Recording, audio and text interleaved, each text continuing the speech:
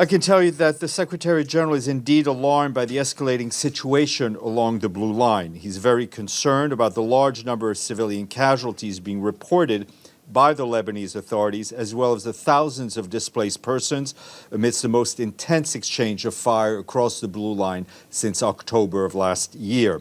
He expresses grave concern for the safety of civilians, both in southern Lebanon and in northern Israel, as well as the UN staff in those areas. The Secretary-General notes the ongoing efforts by the UN Special Coordinator for Lebanon and the UN Peacekeeping Force in Lebanon to reduce tensions, and he reiterates the urgent need for de-escalation and that all efforts should be devoted to a diplomatic solution. Our Special Coordinator for Lebanon, Janine Hennis-Plasschaert, is currently in Israel, where she's meeting with Israeli authorities as we speak to discuss the latest situation.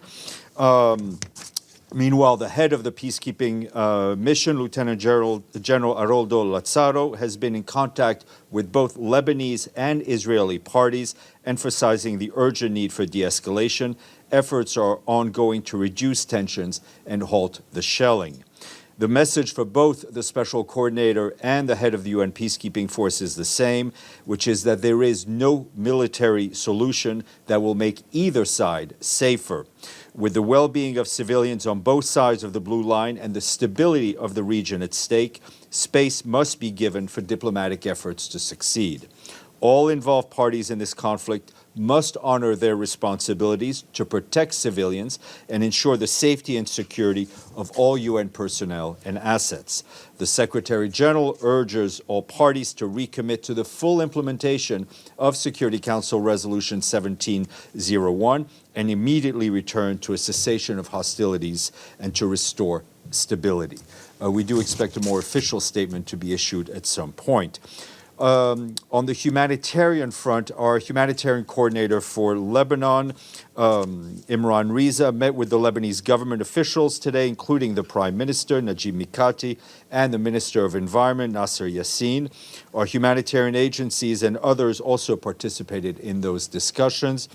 At these talks, the Lebanese government announced the activation of an emergency operation center and also that schools are to be designated as shelters.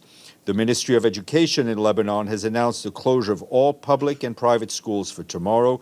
Many people are being displaced from areas impacted by the airstrike, with a heavy traffic reported towards Beirut and Mount Lebanon regions.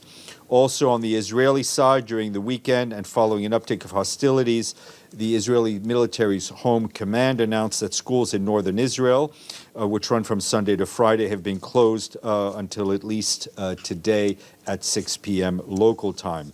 Humanitarian organizations urgently need some $50 million to pre-position more basic needs, such as food, shelter, and supplies, as an immediate response for the next 2 days to 4 weeks in southern Lebanon and Lebanon in general. Our colleagues at OCHA tell us that according to the Lebanese Ministry of Public Health, more than 274 people have been killed and at least 700 injured, including women and children, following the continued airstrikes in southern Lebanon.